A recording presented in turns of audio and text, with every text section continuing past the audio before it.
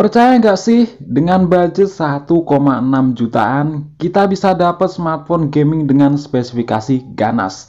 Snapdragon 835, RAM 6 GB, ROM 128 GB. Penasaran HP apa sih itu? Simak video ini sampai habis.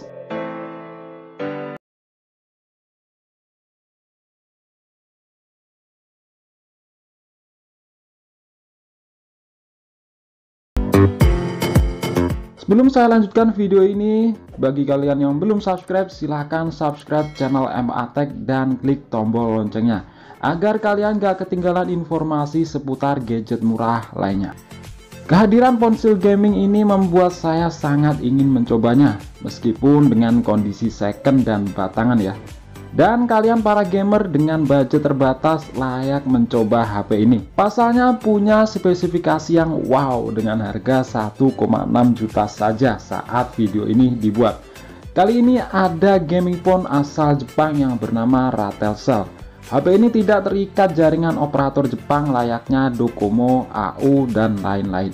Minimnya informasi di internet tentang HP ini membuat asing di telinga banyak orang. Dan lewat video ini saya ingin mereviewnya. Desain HP ini berbeda dari umumnya. Memang HP ini diciptakan untuk gaming.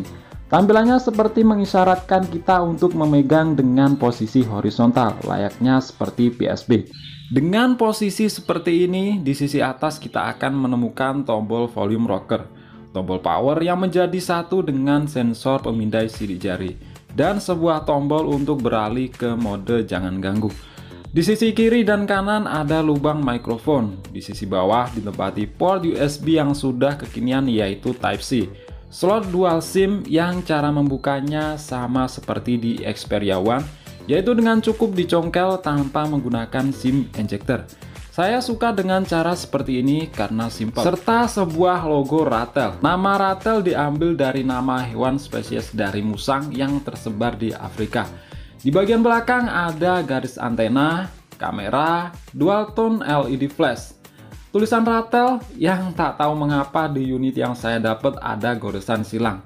Dan pin konektor yang kita juga jumpai di Lenovo Moto Z series untuk menyambungkan ke aksesoris tambahan seperti gamepad, case power bank, dan lain-lain. Di bagian depan ada layar mungil 5 inch yang di kanan kirinya ada dual speaker stereo.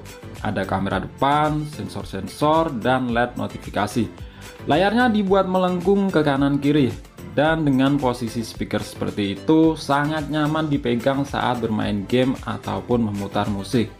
Karena tak khawatir tertutup oleh jari dan langsung menghadap ke telinga kita. Kualitasnya saya akui mantap, karena lantang dan detail.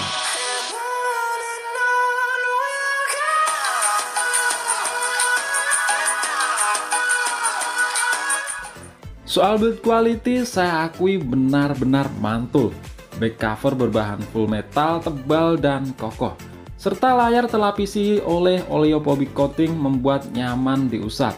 Proteksi layarnya saya kurang tahu sih, yang jelas terlihat hitam pekat dan kuat. Bobot HP ini terasa berat dan dijamin puyeng untuk ngetok kepala. Rasanya masih ada yang kurang. Ya, tak ada lubang jack audio 3,5 mm memaksa kita untuk membeli adapter Type-C to jack audio 3,5 mm. Dan satu lagi, gak ada slot micro SD.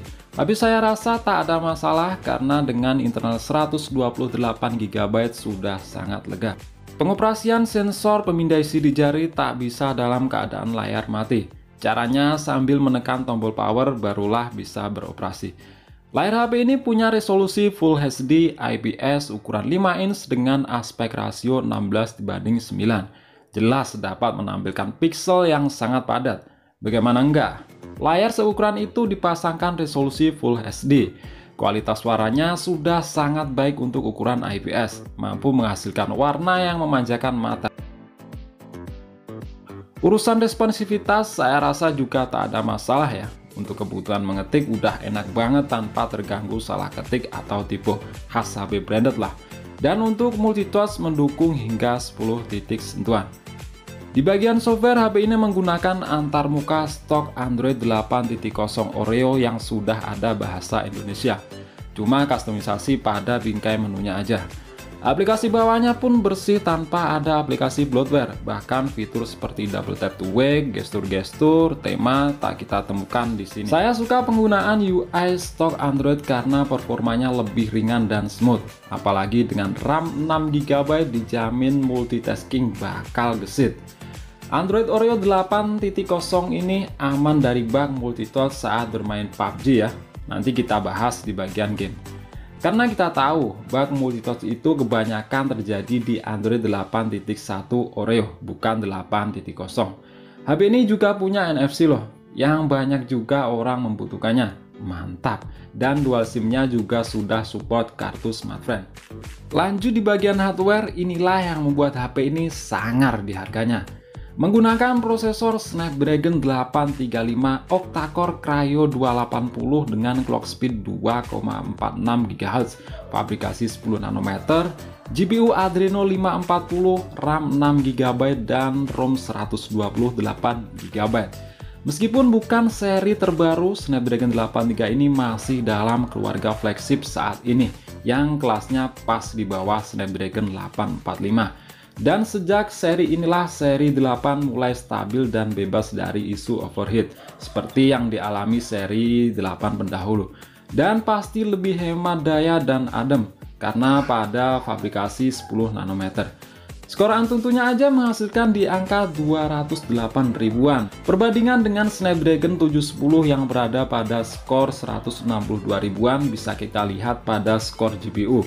Snapdragon 835 dapat di angka 83 ribuan, jauh meninggalkan Snapdragon 710 yang berada di 47 ribuan, yang artinya untuk bermain game berat saat ini sangat mumpuni.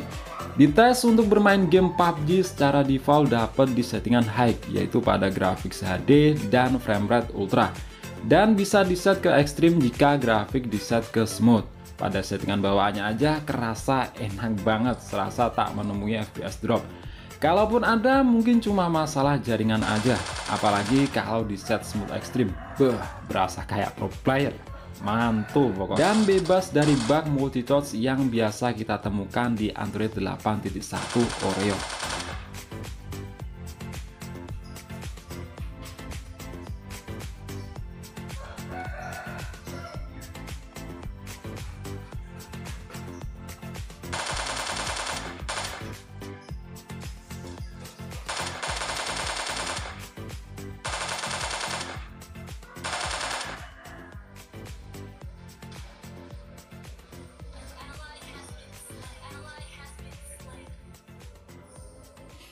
Untuk game sekelas Mobile Legends, set rata kanan, auto smooth. Untuk urusan sensor, lengkap, seperti adanya sensor gyro dan magnet. Meskipun HP ini ditujukan untuk gaming, lantas apakah di sisi kamera dikesampingkan? Jangan salah. Kamera belakang beresolusi 16 MP dengan bukaan f/2.2 dan kamera depan 8 MP dengan bukaan f/2.0. Kamera bawaannya menggunakan aplikasi Snapdragon Camera. Berhubung saya kurang suka, langsung saya pasang Google Camera. Tinggal install seperti aplikasi biasa tanpa melakukan routing, karena kamera dua apinya sudah full aktif. Dan hasilnya auto mantul. Punya perbedaan yang signifikan dibanding kamera bawaan. Warna lebih akurat, dynamic range lebih dapet, dan detail yang lebih oke.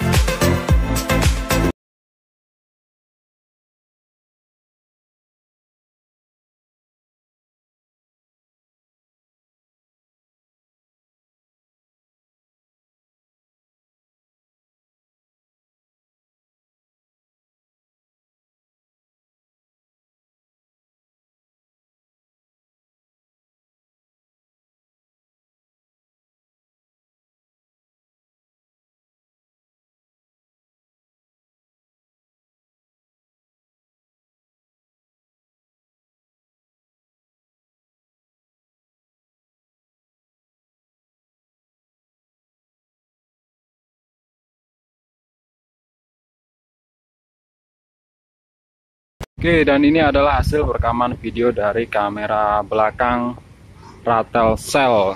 Di sini bisa merekam ke resolusi 4K, tapi saya merekam pada resolusi Full HD aja. Dan HP ini sudah dilengkapi dengan AIS.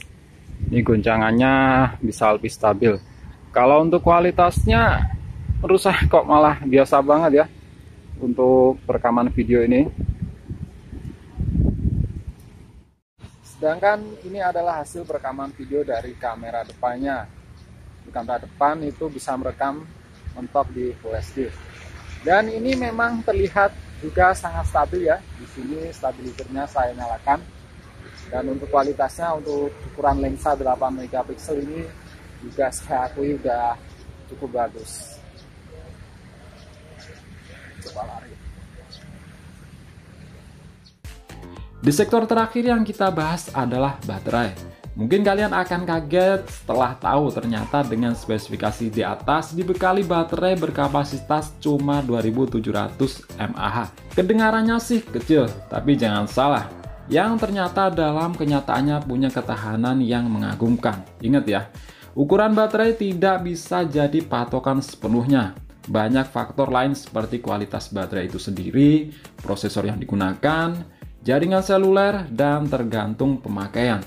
Dalam pemakaian saya bisa bertahan pagi hingga malam menjelang tidur, dapat screen on time hampir 5 jam. Itu menggunakan jaringan data seluler. Itu pun sudah termasuk bermain game Mobile Legends selama 2 jaman. Dan itu akan lebih awet jika menggunakan jaringan WiFi dan tanpa bermain game. Dan saat saya tes menggunakan aplikasi PCmark dapat baterai life 11 jam 58 menit. Mengesankan untuk ukuran 2700 mAh. Biasanya baterai life segitu saya temukan di HP yang punya kapasitas baterai 3500 sampai 4000 mAh dengan prosesor fabrikasi 14 nanometer. Semua itu karena faktor prosesor Snapdragon 835 10 nanometer yang memang hemat daya. Ditambah sudah mendukung pengisian daya cepat Qualcomm Quick Charge 3.0 tambah mantap. Dari 3% butuh waktu 90 menit untuk mencapai penuh dalam posisi mode pesawat. Silahkan cek link pembeliannya yang sudah saya sertakan di deskripsi jika berminat beli HP seperti ini. Buruan, keburu habis bro. Dan oke, sekian dulu untuk video kali ini. Jika kalian suka dengan video ini silahkan klik like dan share jika video ini bermanfaat. Kita jumpa di video selanjutnya.